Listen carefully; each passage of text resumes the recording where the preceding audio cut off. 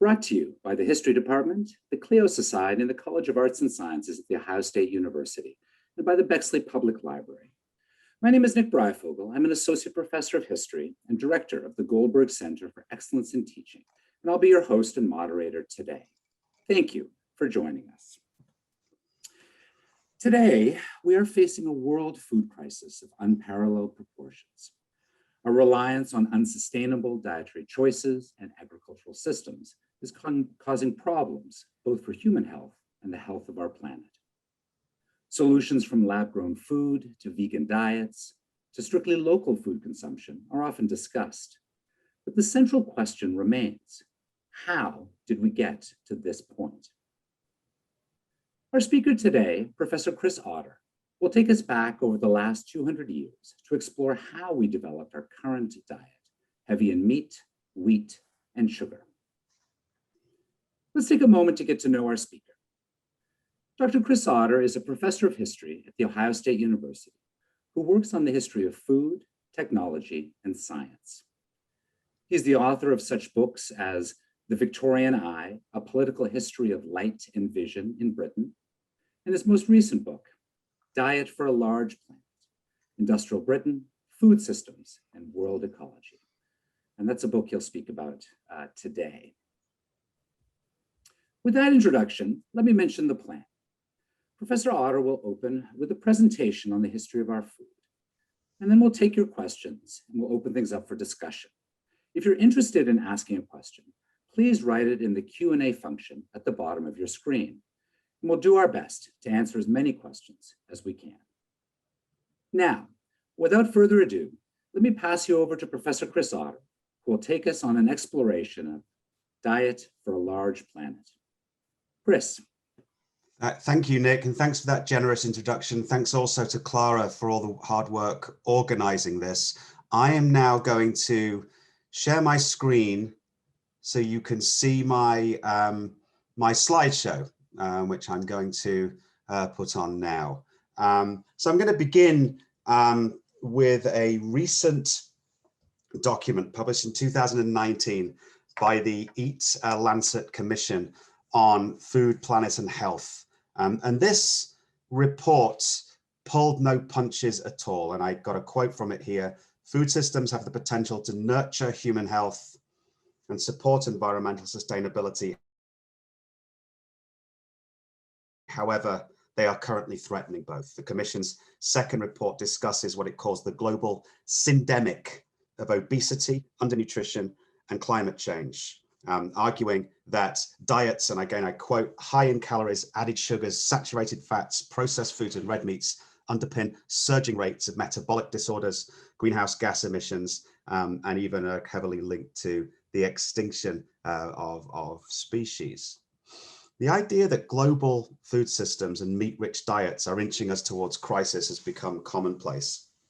Tim Lang, professor of food policy at City University London, put it bluntly in 2009, the world cannot eat as the United States or the UK eats. There are not enough planets to feed the world with the volume or range enjoyed by Americans or Europeans. And this language of not enough planets echoes the work of Frances Moore Lappé from 1971. It's the 50th anniversary of this very important work, Diet for a Small Planet, where she blamed a diet rich in meat and refined carbohydrates environment. She urged on the food chain. Now, the question for a historian is, how did we get to this point? How and why did this happen? And most analyses of today's food crisis really only limit their study to about 1950 to the present, placing the blame firmly on post-war America, on big corporations, on neoliberalism, and folding it sometimes into what's called the Great Acceleration, whereby our planetary environmental systems begin to go haywire after 1950. What I argue in my book, and what I'm going to talk about today, are the deeper historical origins of this global syndemic or world food crisis. And I'm going to make a rather bold argument here that these origins are really not American, but they are, I wouldn't say entirely, but perhaps primarily British, located in the British world food system of the 19th and early 20th centuries. Britain was, during this period, the world's dominant power, economic power and military power, commanding immense global resources, creating long-distance food chains which made meat, wheat and sugar the diet of progress. So through its precocious industrialization, urbanization and population growth, and its abundant fossil fuels and vast empire, and its liberal political economy, Britain created the conditions under which the idea of using the entire planet as a food source became thinkable, viable, and systematic. The British diet appears less an object of ridicule than something worthy of serious critical historical inquiry. So I want to begin with this diet itself. Not a nice place to start, admittedly. In his book, The First World War, An Agrarian Interpretation, Avner Offer refers to the white flour, the refined sugar, the processed fats and frozen meat, cheap imported staples, which have given Britain the worst dietary heritage in Europe. Ouch. But historically critical. What are the defining features of this diet? First of all, as I've already mentioned, the rising consumption of several key foodstuffs, animal proteins, refined grains, and we're talking here particularly wheat, sugar, whether from beet or cane, and dairy products. A rising per capita calorific intake. This can be historically tricky to establish, but there's little question that by the early 20th century, and certainly by 1950, British people were eating considerably more than they had done in the past. We also have changed patterns of mortality and morbidity. This is a phenomenon sometimes called the demographic or epidemiologic transition. With a rising, with a sort of decline in infectious diseases and a rise in sometimes what are called lifestyle diseases such as cancer or heart disease. This is an initially Western phenomenon, but one of the important things about 20th century history is that this type of diet becomes inseparable from global patterns of development. Now, from the point of view of my research on this question, the key phenomenon is global outsourcing. Britain's food policy was ostentatiously to basically abandon, or at least significantly reduce, its domestic agriculture and use the entire world as a food resource. We have a shift from this initial policy of internal outsourcing. This is using the peripheral or more peripheral sort of Celtic zones of Britain, Scotland, Ireland, and so forth, as agrarian zones, to the use of non-contiguous agrarian zones across the world. North America, South America, particularly temperate Argentina, Australasia, also Denmark and Germany. And this is driven by technological capacity to dominate and subdue such spaces. There's often a violent process involving the forced removal or extermination of first peoples, coupled with the rise of domestic industrialization and urbanization in Britain, and an ideology particularly associated with David Ricardo. We sometimes call it political economy, but the most important aspect here is something called comparative advantage. And Ricardo argued that if other parts of the world could produce food more cheaply than Britain, then there was no point us producing food, and we should focus on what we were best at, which was industrial production. One of the consequences of this policy is, as this rather complicated graph shows, is declining food prices. By the 1890s or 1900, because of this global system, food prices in Britain were lower than they were in France or Germany. So this was seen as being in the interests of industrialists.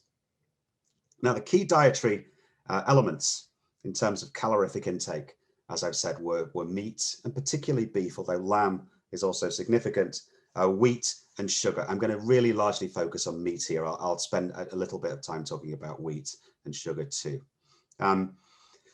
Now, meat has long been associated, however nebulously, with Britishness. But in the mid-19th century, there were concerns about rising prices and limited supply. Now, there were many possible paths Britain could have took. It could have intensified domestic livestock production. It could have gone vegetarian. It could have started eating horse meat. None of these fitted British economic and cultural imperatives. The key then was going overseas for resources. But livestock in the Americas, for example, weren't quite right for British tastes. The existing breeds were often seen as kind of tough and stringy. They didn't have this like big layer of fat, which was very common in the mid-19th century. So what we see is Britain exporting large numbers of animals, particularly Shorthorns, Herefords, and Frisian cattle, to improve herds across the world, to the United States, to New Zealand, and to Argentina. We had a similar story with pigs. These are particularly associated with Danish pig breeding, which supplied much of the British bacon market, which was established by crossing British Yorkshire pigs with indigenous Danish pigs to produce what's called the Danish landrace pig. Here's an example of a Danish landrace pig. Similar story with sheep. This is a New Zealand Corriedale, an entirely new species created in the 19th century to satisfy the demands of the British market for lamb. One piece of data will suffice here just to show the economic significance of this. In 1933, about 95% of world trade in mutton and lamb was British. So these are sort of networks created explicitly to feed Britain, biologically innovating to produce newer and potentially better sources of meat. As well as breeding techniques, this involves novel feeding regimen and ultimately fattening from birth, producing what was sometimes called baby beef, slaughtered between 12 and 20 years old. The bovine body changes shape with weight gravitating towards the rump. There's also a conscious project to move away from this layer of fat around the meat to interspersing fat throughout muscle. This is known as marbling. And this is what, when you have a fine and fancy steak, this is what the steak looks like. It's well marbled. There's nothing natural about this. This is a calculated product of breeding and feeding regimen. Technological innovation is also vital here. At first, these animals were shipped live back to Britain to be slaughtered. But from the 1870s, we see reliable freezing and mechanical refrigeration technology, which brought beef from Argentina, mutton from New Zealand, bacon from Denmark, and developing something which became called the cold chain. The term dates from about 1908. So this is a sort of logistical and biological system that enabled Britain to command such large resources. A quick note on wheat here. By around 1908, 2/5 of all wheat entering the global marketplace went to Britain, and by World War I, around 80% of British wheat was imported. And this is an astonishing figure. It's a complete turnaround from the sort of self-sufficiency which Britain had in the pre-1800 period. Now here, the story is less about Argentina and Denmark than it is about Canada. In 1923, Canada became the world's largest wheat exporter, and Canada supplied 53% of British wheat imports by 1923. And the prairie landscape became one of the Earth's most monocultural spaces. In some areas of the prairie, wheat composed 90% of all crops. We need to emphasize elements of this technological system that's put in place. So, for example, the mobility provided by the Canadian railways, standardizability and storability. Here is a series of grain inspectors in Canada. Canada had the finest system of grain inspection in the world, which meant that it was trustworthy because its standards were very strict, and there were fewer attempts to kind of evade regulations with this. Now, you also have telegraphs conveying near instantaneous information on crops. And this meant that the price differentials began to drop. It meant that suddenly by 1900, 1910, Canadian wheat was cheaper than English wheat, or at least the same price.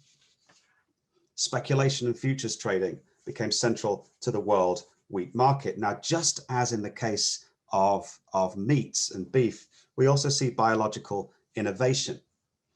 What British customers demanded was a fluffy white loaf, a fluffy loaf produced with very high gluten wheat.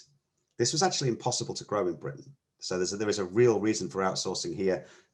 You can't make bread like this with wheat that was grown in England and Scotland. So North American wheat farming thrives through the creation of new wheat breeds like Red Fife and Marquis, adapted to the soils and climatic conditions of Canada, often using wheat that had been imported from Russia. The development of roller milling in the 1870s allowed for the production of extremely refined flours. So we have new technologies and biological innovation, creating the possibility of an avalanche of very unfibrous bread, fit for the drunk or toothless. So the British nutrition transition involves a rising consumption of meat, wheat, and of course, sugar, although I don't have time to talk about sugar here. I'm happy to answer questions on sugar. This involves exceptional levels of imports, which drew Britain into deep connections economically and ecologically, and even politically, with North America, Argentina, Australasia, with India, with Germany, with Denmark. And some of these places, the connections were very symbiotic. By 1914, almost 60% of the calorific value and over half of the monetary value of food consumed in Britain came from overseas. And this involved biological innovation, landrace pigs, Hereford cattle, Marquis wheat. Let's not also forget here, a shout out to Germany for the role of German sugar beet, often overlooked in this history. Before World War I, most sugar was actually sugar beet that was consumed in Britain. So we can sum up here. And there's a whole series of consequences here. I can't talk about most of these today. That you'd have to look in the book for these public health issues of pathogens, animal diseases, sanitation, questions of food security and famine, and all kinds of issues relating to the sort of geopolitics of food. What I'm going to talk about here is health. This diet was refined, concentrated, fiber stripped, dehydrated, highly seasoned, durable. It was materially heterogeneous, by which I mean to say that more and more food is consumed that's made of lots of ingredients mixed together. When you see those lists of ingredients on the sides of food boxes, that's not the way people have eaten throughout most of history. It's also plentiful by historical standards. And there are a set of complicated bodily effects here. Improved disease resistance, particularly towards tuberculosis, diminished micronutrient deficiency, particularly after the discovery of vitamins in the early 20th century. Clear increases in human height and to some extent weight. Greater available energy for male workers. This is valuable to the Industrial Revolution. And improved maternal health in the 20th century, and consequently fetal and infant health too.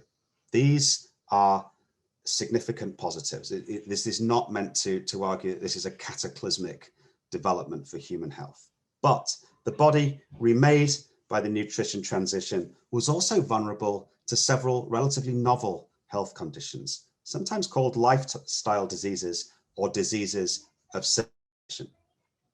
Civilization has made it too easy to find and difficult foods we ought to eat, noted the Plimmers, a couple of public health and food writers in 1925. Today, we often refer to this process as evolutionary mismatch theory, the idea that the body that we evolved, the environment we evolved to inhabit, has been replaced by something artificial, something synthetic, and consequently the body struggles in certain ways in this. The sugary, starchy British diet was blamed, and I quote, for the decay of man, the decay of his teeth, his arteries, his bowels, and his joints on a colossal and unprecedented scale. White bread and sugary cakes caused the expanding waistlines and clogged bowels of what Alan Long memorably called a nation of, quote, constipated, toothless fatties in 1980. So we can start to see the way that contemporaries responded to what they saw as a health crisis caused by the new diet. Tooth decay, for example. So prevalent is disease of teeth that the public have come to regard it as a normal condition for every child to have one or more carious teeth. And this is not mere hyperbole. Skeletal studies show that increasing use of refined foods has generated greater levels of carious teeth, dental abscesses, and periodontal disease. And serious concerns were also raised, incidentally, about the transformation of the British face. The idea that because jaws were not sufficiently used, that the British face was kind of collapsing and producing malocclusion and protrusion of the upper jaw. And as those of you who've been to England will know, this is what English people look like. The idea was sustained by studies comparing the bodies of those passing through the nutrition transition to those as yet untouched by it. This showed that appendicitis, dyspepsia, heart disease, diabetes, various forms of cancer were almost non-existent in places consuming what was regarded as a traditional diet. Veneration of the diets of certain non-Western people followed.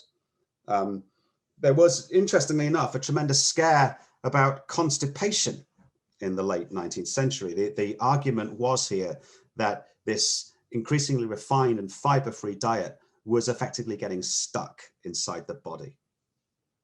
The overburdened colon was, and I quote, a slow poison factory, a cesspit, which eventually became twisted or kinked. This was the argument of Arbuthnot Lane, entirely flawed argument.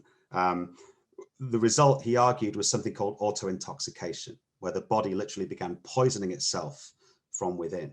He noted, this spells the failure of civilization, is a veritable Pandora's box, out of which cascaded almost every ailment known to humanity, from cancer to shell shock. The cures for intestinal poisoning were manifold: abdominal douches, dubious rectal drills, oxygen baths, and ultimately the rise in brown bread or more wholemeal forms of bread, particularly associated with Hovis, which began in 1885. So this was, in a sense, an attempt to sort of turn back the clock to a diet that was less refined, that was noticeably browner and so forth. Now, we actually end seeing a craze for the removal of the human colon, practiced by Lane. I detail this in the book. I'll spare you the details. But it's important to note here that people like Lane were not just cranks. Along with various psychologists and so forth, they were already positing a profound connection between the health of the guts and mental health. Francis Brooke of Guy's Hospital in 1912 postulated a direct causal relationship, and I quote, between distinctive fecal flora and what he called alimentary toxemia in neurasthenic patients. These are people having nervous breakdowns, blamed on the diet, blamed on the gut. So books like Guts by Julia Ender, sort of a bestseller of a few years back, actually saying something that we've been discussing for at least 100 years. Now, there were more intractable concerns emerging, most notably expanding British waistlines. Numerous 19th century observers, including American ones, noted anecdotally that British people seemed to be getting fatter, and there were worries about health risks here, particularly associated with a writer called William Banting, who was an undertaker who had actually built the coffin for the Duke of Wellington, who produced this best-selling letter on corpulence. Now, this is published in the early 1860s. His diet here that he recommended was literally a low-carb diet. And he argued that since he'd sort of given up potatoes and beer and so forth and white bread, he'd lost an awful lot of weight. What was actually happening here was something of a historical inversion. Being obese has historically only been feasible for the wealthy, who often flaunted it as a corporeal manifestation of social power. But obesity really begins to become democratized in the 19th and certainly 20th century, when declining physical activity combined with post-war dietary abundance seriously began to unsettle British hormones, meaning the prevalence of obesity in Britain began to spike, actually doubled between 1980 and 1991. Philip James, chairman of the International Obesity Task Force, reported in 1904 the rise in obesity in Britain is as fast or faster than anywhere else in the world. Well, why is this? Why is obesity something actually we might see as an Anglo-world problem in places where people speak English? I think it's the particular inheritance of this diet. It's also, I think, linked to the economic principles upon which the British diet was built. In a book called The Spirit Level, Wilkinson and Pickett argued that inequality has all kinds of bodily effects, from mental health to physical health. They argued that stress plays a significant role in unequal societies, generating obesity by releasing cortisol, stimulating the consumption of sugary comfort foods. So this major role of stress and helplessness and subordination in more individualistic societies. This is a complex argument, but it's one that I think there's something to it. It's also the case that corporations have more successfully reconfigured the nutritional landscape in Britain and America than they have in other countries. So this is kind of economic metabolic relationship here. There's an important gender dimension to this as well. Women tended to eat more foods consisting of empty calories, sugar, white bread, tea, and margarine. These are often precisely the kinds of foods which produce weight gain. The female body does produce more subcutaneous fat during puberty. Women often tend to accumulate more weight than men. This meant that in the later 19th century, there was a lot of anxiety about women's bodies in this diet. Powerful norms emphasized female thinness and restraint. There are many outcomes here. The overworked, exhausted working women with a raft of minor ailments, but one of them is the emergence, and I apologize for this image, it's a pretty shocking image, of anorexia nervosa. The term emerged in the 1870s, it's coined simultaneously in England and France, to refer to loss of appetite with a particular nervous origin, replacing an older expression, anorexia hysteria. And I think that this sort of dietary change is one of many complex factors that led to the eruption of this new condition, anorexia nervosa. So let's sum up. There's a sort of ambivalence here. Clearly, increasing size and strength, resistance to infection, reduction in deficiency diseases, more energy, but then this whole raft of minor and major ailments associated with consuming the British diet. So I'm going to now switch gears to the final part of the talk and spend about 10 minutes more talking about ecology and the effect on the planet's health. What I write about in my book is something called the large planet philosophy, an idea that has effectively no limit to the amount of raw materials that Britain could import from across the planet: food, timber, and metals. All countries undergoing development, pretty much all, even the United States, have followed this pathway to a certain extent, but it was taken further and more aggressively by Britain in the 19th century, leading to what was called the rise of ghost acreage, leading to a country needing large amounts of acres in other countries, or phantom carrying capacity. The real amount of land used by Britain to sustain this diet was far larger than the surface area of the British Isles itself. This became very political. Any attempt by, say, the Conservative Party to float protection would immediately be greeted with joy by liberals, who would immediately point out that food prices would go up and that people would not have such a plentiful diet. So this is the 1906 election, when the big loaf of the liberals defeated the little loaf of the Conservatives. And this is linked to the entire global trading system. So the large planet philosophy triumphs. Britain, with its combination of economic takeoff and fossil fuel use and its desire for meat, wheat, and sugar, pioneered large-scale ecological overshoot, which is at global level is the basic reason for our environmental dilemma today.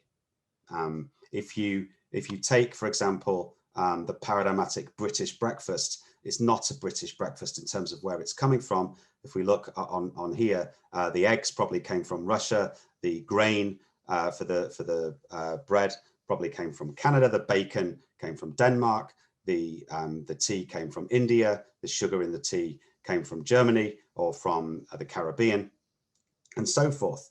So eating this kind of food, making it culturally significant, implanted ecological overshoots and a large planet philosophy in the pleasurable and greasy everyday habits of British people. The English breakfast is actually a planetary breakfast. And so we begin to see this planetary deficit developing. Now, the ecological effects are more complicated and nuanced than this. So, for example, when Britain starts to expand its planetary footprint, it realizes that it's got a problem with fertilizer. There's a desperate quest to track down nitrate and phosphate deposits. This is a Peruvian guano mine. This is blasting the Chilean desert for nitrates, and ultimately before the invention of synthetic nitrates by Germany in the very beginning of the 20th century. By effectively mining fertilizer and then synthesizing it or using fossil fuels for it, humans temporarily but spectacularly escaped the limit of the natural nitrogen cycle. They were catapulted into the fertilizer epoch. And this is a representation of the transformed nitrogen cycle. And you can see, if you look at this, that these are, as it were, diagrams of how nature works. But you can see that with things like fossil waste, cadavers, slaughterhouse waste, and so forth, that humans are becoming intrinsically interwoven in planetary cycles. And along with nitrogen emissions from power plants and cars, this is caused by the leaching of nitrates into waterways, has caused eutrophication, acidification, the accumulation of tropospheric ozone and greenhouse gases. This diagram has famously been created to refer to a series of planetary boundaries that humans are in danger of crossing through their activities. You'll see down here, phosphorus and nitrogen. We've already exceeded a certain risk level here. We're over-consuming nitrogen and phosphorus, and the inputs here are causing ecological problems. There's clear evidence of the linkage between the kind of food system Britain put in place and the Anthropocene. Another example here is deforestation. Grasslands rapidly replace forests in all the places where Britain colonized and used for food. This is from New Zealand, where there's a very, very rapid transition involving the cutting and burning of North Island bush in the 1890s and 1900s, the destruction of about 85% of New Zealand's original wetlands. One contemporary noted, I quote, "The vast changes wrought in habitat relations and in New Zealand, swords almost wholly British in character." Another aspect of this is soil erosion. The Dust Bowl of the 1930s, as one of its causes, the relentless farming of the American South to produce exports for the British markets. But it's also important to note here that the Dust Bowl was a global event. The Dust Bowl hit Canada. The Dust Bowl hit South Africa. The Dust Bowl hit Australia. There'd been Dust Bowl situations in Russia in the 19th century. And extreme fertile has been reclaimed as agriculture was implanted. And we have a quote from William Voigt's famous book, The Road to Survival. Britain, he says, is a contented parasite, drawing on the eroding hillsides of New England, Iowa, Maryland, Argentina, South Africa, of Australia and India. The famous steaks and chops at Simpsons carried with them the nitrogen, potassium, phosphorus, and other soil minerals from half the world. So these are some of the ways in which contemporaries began to connect transformations in diet with planetary problems at an ecological level.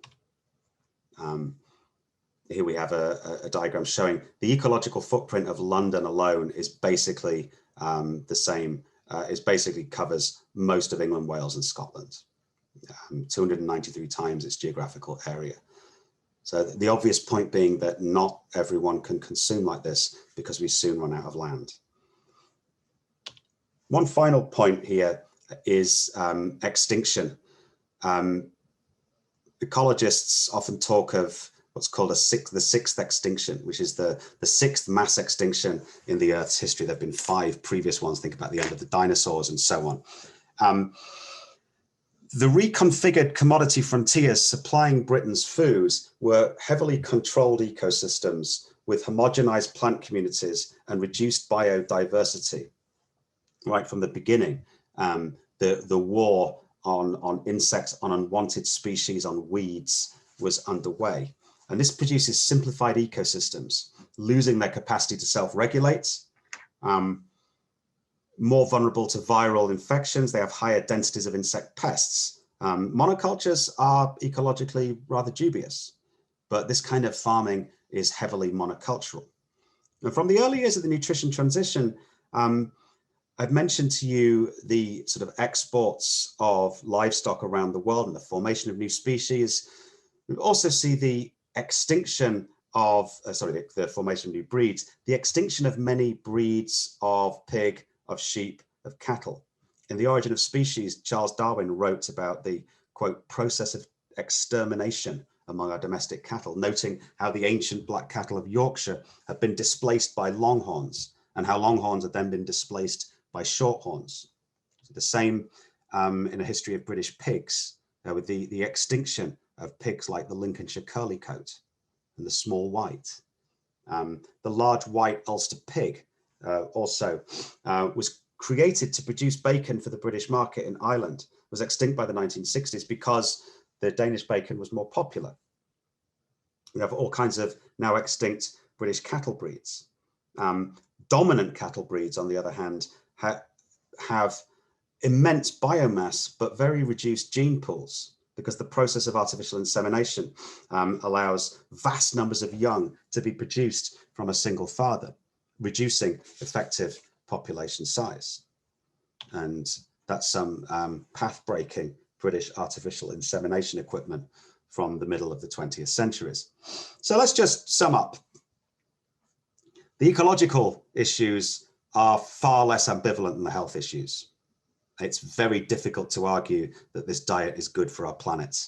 We have a cascade of phosphates, nitrates, deforestation, soil erosion, excessive fossil fuel use, food miles, reduced biodiversity. It's estimated that the world food systems are probably the biggest driver of climate change, more so than industry. Little wonder, I think, we might note that Britain has been home to 2 of the most powerful movements opposing the general thrust of the nutrition transition. Vegetarianism from the early 19th century, formation of vegetarian clubs and societies. Vegetarianism in its conscious modern form. This is not religious-based. This is not a kind of a diet which takes its cues from religious or cosmological values or from simple shortages. It's a diet that's ethically and ecologically opposed to meat consumption. And also on the right here, organic farming developing in the early 20th century. This is a man called Friend Sykes and a huge heap of compost. So a quick conclusion, because I'm aware that I've had my 35 minutes. Although the British diet has often been the subject of international ridicule, the system which produced and sustained it and the foodstuffs it supplied have been historically enormously consequential. Now, if we return to the Eat Lancet report, the 2007-2008 financial and food crisis This is when we see tremendous spikes in food prices, is one dimension of an emergent compound slow crisis of energy, food, development, finance, and climate. Spike in grain prices, convergence of drought, biofuel production, electronic speculation in a world increasingly bifurcated into stuffed and starved.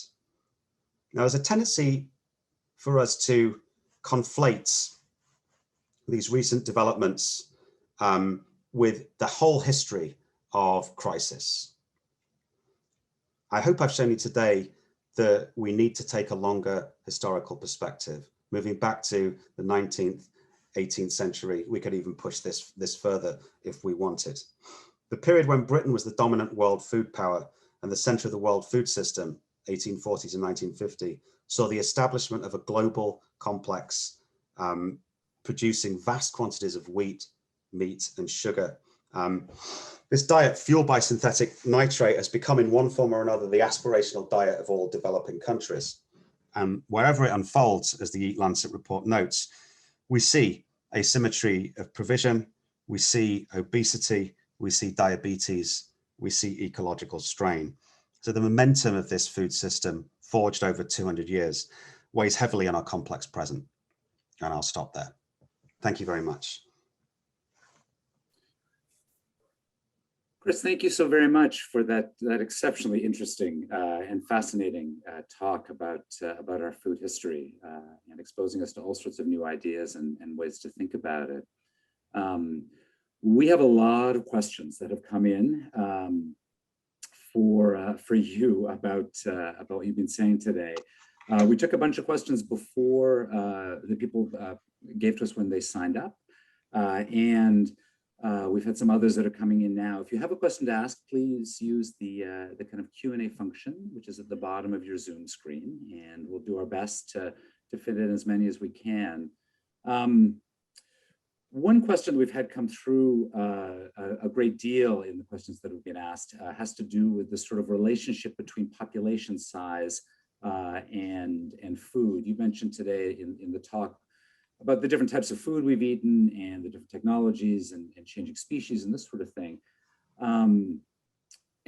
But the question that people have been asking is, so to what degree is the current food crisis more simply the result of the unprecedented increase in the population over the past 2 centuries, in the sense we've gone from about 1 billion people on the planet in 1803 to almost 7.7, almost 8 billion people today. And so what is the relationship between kind of population size and this fundamental change in food production and consumption that you've been talking about today?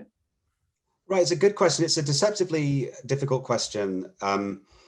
In the 70s, there was an awful lot of alarmism about global population growth, thinking particularly of Ehrlich's population bomb. The argument here was very bleak, was that human population was soon going to, a very Malthusian argument, human population was soon going to outstrip planetary productivity, and we were going to head into a spiraling crisis. The problem with these kinds of arguments is it makes no allowance for what and how people eat. The argument here is that if everybody eats like an average American eats, we can't sustain a population of 7 billion. We can't even sustain a population of about 3 or 4 billion. On the other hand, if as the Eat Lancet report suggests, if we seriously reduce our meat consumption, if we eat a much more vegetarian diet, the planet can easily support a population of 7 billion. So it's not about population per se, it's about population and what that population eats. There are problems, obviously, because if the aspirational diet is this meat, wheat, sugar diet, and we can add alcohol and caffeine and dairy into that too, then this becomes a cultural problem. So it's a problem of our culture and our perceptions rather than our absolute numbers. So that would be my short answer to that question. You talked about the kind of cultural origins of this diet in Britain and in England in particular, and the kind of preferences for meat and sugar. One of the questions that's come our way is how and why does this kind of cultural diet spread to other cultures? If if it's a British interest based on British culture in these types of food, what then makes it appealing? What makes it the aspirational diet for everybody across the planet? Right. Well, I think first of all, it's not only in Britain that meat has been a high status food. In many cultures around the world, meat is a high status food, just as in many cultures around the world, refined grains, particularly wheat in Europe, has been, and refined rice, for example, has also been high status. So it's not that the British sort of put these things together, although roast beef and Britishness did have a certain connection that was particularly, was very particular to Britain. So it's not as if it has to necessarily persuade countries to abandon a more sustainable diet. What it does do is it makes the link between that diet becoming general and becoming democratized and a certain sort of economic progress. So associated with industrialization, development, whatever things we want to call it, the argument here is made implicitly and explicitly that as that happens, you get more of this. And economists soon begin to see this as almost an iron law. So Bennett's law, the established in around 1950, arguing that the richer a country gets, the smaller the percentage of income goes on starchy staples, and the higher percentage goes towards meat, animal proteins, and this is borne out in almost every country. So that's that. It spreads through this kind of emulation model of development and industrialization rather than diet per se. So, and the point is, this is not necessarily about cuisine. There are many ways of cooking this stuff. You don't have to just have a huge slab of meat with a pile of potatoes. That's an Anglo world thing. It seems to define British cuisine, doesn't it? Question for you from the audience here today. The changes of the nutrition transition follow a clear economic logic, but with seeds of health disasters. Perhaps fair to say, in summary, acute improvements in the bounty of food and increased immediate energy while chronic conditions worsened.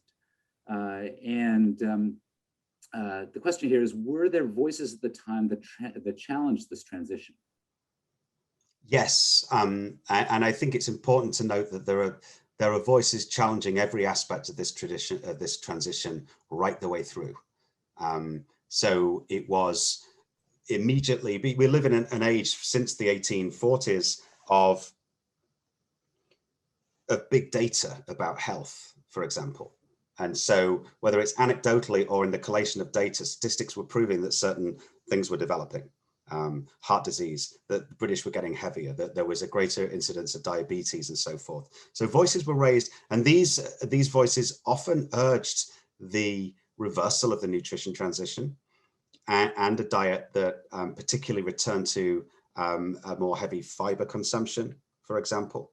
And these things soon become marketed. So, but then Hovis bread, a lot of Hovis bread in England is actually is no better than white bread. You just sort of, you can go to the store and get brown bread that's basically white bread that's just dyed brown. So yeah, I mean, this is not something that people were unaware of. I think you can see with movements like vegetarians and organic farmers, you can see that too. One of the topics you mentioned very briefly was the sort of question of race, or sort of food injustice, or kind of the differences in access to food globally. And one of the folks in the audience was interested about in what ways has racism played a role historically in the health and nutrition of marginalized populations? Right. It's obviously a immensely important question. I think you probably the most basic example, the most basic way to come at this is there was a certain self-awareness of this diet being a white man's diet. Winston Churchill said this very explicitly, where he talked about how the brown races, apologize for language, had not learned to live on anything better than rice. And one thing, it's not just meat. Wheat is seen as a very and there are fairly obvious ways in which white wheat has these certain resonances, but white wheat bread is seen as being the white person's bread, and there are appallingly racist statements running throughout this. That said, as I noted in my talk, there is this plays out in so many different ways. There's also, at the same time as the argument that the traditional non-white diet is a weak diet, these people are not strong enough to resist our conquest as we overpower them with our meat and wheat. There is also this inverse argument that actually we're the unhealthy ones and their diet is what should be emulated. But also across the colonial world, there's also the idea that non-white people don't need as much food and certainly don't need as much protein. This comes up in ongoing debates in India and during the Indian famines, where as many people I'm sure are well aware, there were dreadful famines in India in the late 19th century, and the British response to this is appalling, is racist, is borderline genocidal. In fact, one argument that was often made by British administrators was that Indian populations didn't need much protein. They don't need, because they're used to a diet that's already so minimal, that why should we feed them any more? So that's another way in which race plays out. It's worth noting in another aspect of this diet was very class-based too. Is that the higher up the ladder you go, the more meat you get to eat, the more vegetables you get to eat as well. There are ways in which the diet of the poor becomes increasingly a diet of white bread, margarine, and sugary tea, with occasional bits of meat, and the meat there is usually consumed by the man. So the class and gender aspects are important too. We have a lot of questions revolving around what should we do now? So we've got to this point, and one of the members of our audience says, history is good, but what can we do now? And let me put together just a few of these to get your thoughts, based upon what you've learned from the study of the history, to try to answer some of these. So yeah, a few of these all together. Do you think it's possible to gain the health benefits of this diet without the challenges and harms? In other words, can the food system learn from what we know here, or does it need to be rebuilt from the bottom up? Based upon the patterns of human food production and consumption that you see here, is there such a thing as a sustainable food system that we could try to implement here? Do we have, as people who know about these kinds of issues, do we have a moral imperative to change the way we farm or to change the way we eat? And then many people ask, basically the equivalent of what should I do? What are the individual choices that I should be making today to try to help mitigate some of the harm of the current food production system? I know that's a lot, Chris, but there's a lot of interest in these kinds of questions, and yeah, please take on whatever you can there. Well, I think the first thing I'd say is, and I say at the very end of the book, that when I got my readers' reports on the book, one of my reviewers, said, this is such a negative book. This is such a, this is kind of almost an apocalyptic story, and I didn't want it to read fully like that. And I make the point at the end of my book: we're not doomed at all. There are clearly ways in which we can transform our diets and transform farming. We've been able to we've made tremendous technological strides. And we understand so much about nutrition and farming that the Eat Lancet report states it very bluntly. If you change your diet, if we can change diets and become far more vegetarian, you don't need to be vegetarian. You just need to eat much less meat and much more vegetables, many more vegetables, eat more locally. We can do this. The problem is actually not in farming and economics. The problem is more cultural. And the really, really difficult thing to do is to persuade your average American male and your average British male and your average Frenchman that a diet that's largely vegetarian is progressive.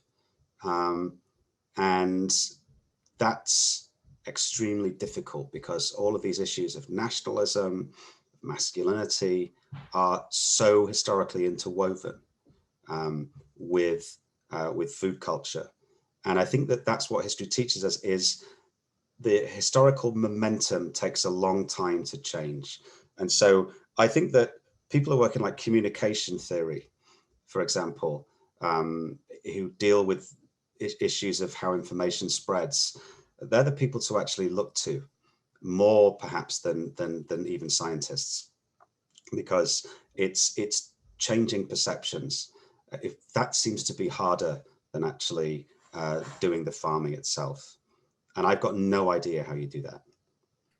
I've got no idea how you persuade, the driver of a gas guzzling vehicle to eat lentils. Is there, just to push you on this one, because we've had some questions about this, are there any examples from the history that you've studied where there has been a sort of successful convincing of people to change dietary habits? I mean, are any of the efforts of the FDA or similar groups around the world successful in producing wise food choices and consumption? Are there ways in which we can accelerate this process of cultural change that you've seen from your historical story? I'll give you a 19th century story, and it's not necessarily about producing actually it is about producing perhaps a more sustainable food system. The history of horse meat is quite interesting, because horse meat was pretty much illegal all over Europe until the early 19th century, and was consumed in vanishingly small quantities, and people were executed for eating it. Voltaire got very upset about this.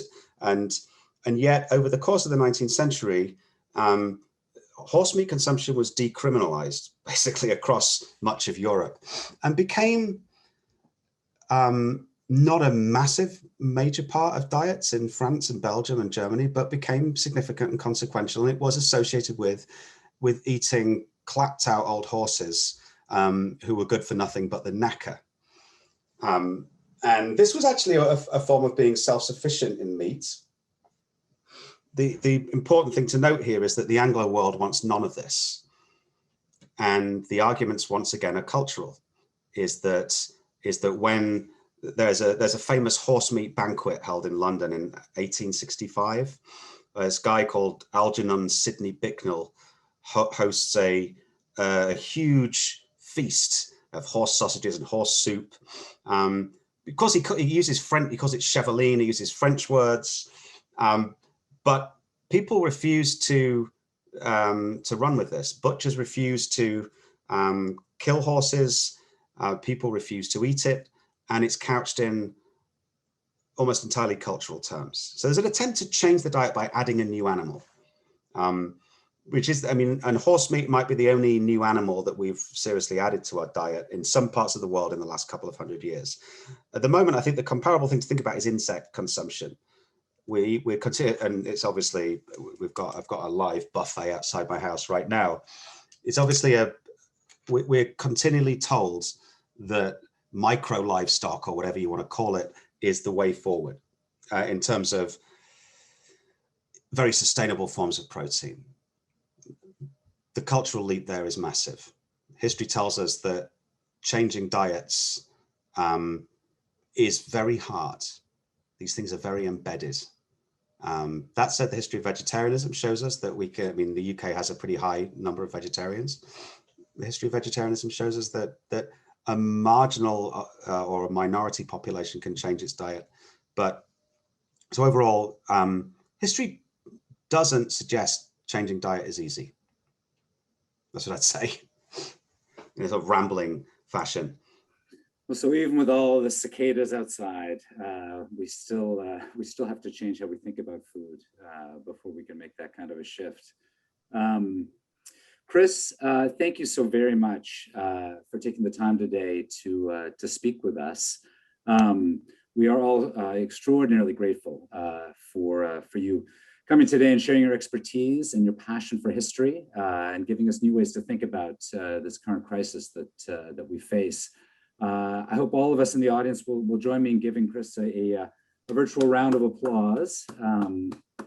And so thank you, Chris, very much. Thank you very much. Thanks for listening, everyone. I'd also just like to thank everyone for joining us today, and also like to thank the College of Arts and Sciences, especially Clara Davison, Maddie Kurma, and Jade Lack for their assistance with the program, and also the History Department, the Harvey Goldberg Center for Excellence in Teaching, the Clio Society, the Bexley Public Library, and the magazine Origins, Current Events in Historical Perspective for their sponsorship of this event today. And once again, thank you, our audience, for your excellent questions, and for your ongoing connection with Ohio State. Stay safe and healthy, and we'll see you next time. If you want to watch a version of this talk at your leisure, we will send out an email later to everybody who's been registered with a link to a recorded version of the talk today.